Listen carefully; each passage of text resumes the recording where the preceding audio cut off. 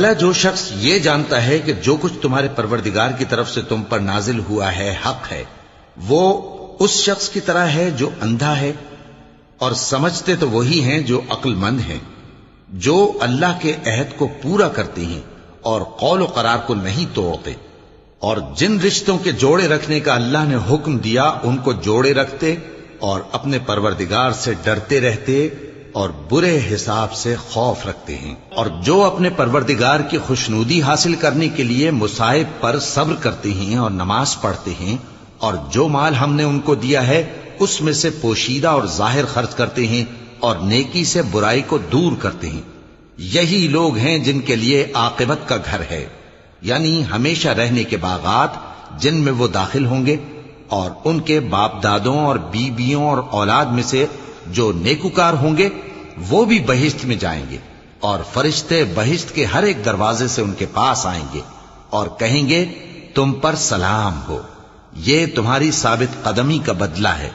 اور عاقبت کا گھر خوب گھر ہے، اور جو لوگ اللہ سے پختہ عہد کر کے اس کو توڑ ڈالتے اور جن رشتوں کے جوڑے رکھنے کا اللہ نے حکم دیا ہے ان کو قطع کر دیتے اور ملک میں فساد کرتے ہیں،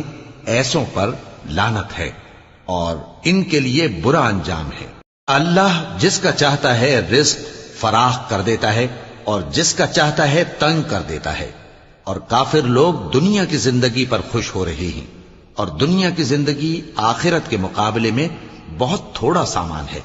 اور کافر کہتے ہیں کہ اس پیغمبر پر اس کے پروردگار کی طرف سے کوئی نشانی کیوں نازل نہیں ہوئی؟ کہہ دو کہ اللہ جسے چاہتا ہے گمراہ کرتا ہے، اور جو اس کی طرف رجوع ہوتا ہے اس کو اپنی طرف کا رستہ دکھاتا ہے، یعنی ان کو جو ایمان لاتے اور جن کے دل اللہ کی یاد سے آرام پاتے ہیں ان کو۔ اور سن رکھو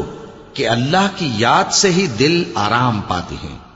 جو لوگ ایمان لائے اور عمل نیک کیے ان کے لیے خوشحالی اور عمدہ ٹھکانہ ہے۔ جس طرح ہم پہلے پیغمبر بھیجتے رہے ہیں اسی طرح اے نبی ہم نے تم کو اس امت میں جس سے پہلے بہت سی امتیں گزر چکی ہیں بھیجا ہے، تاکہ تم ان کو وہ کتاب جو ہم نے تمہاری طرف بھیجی ہے پڑھ کر سنا دو۔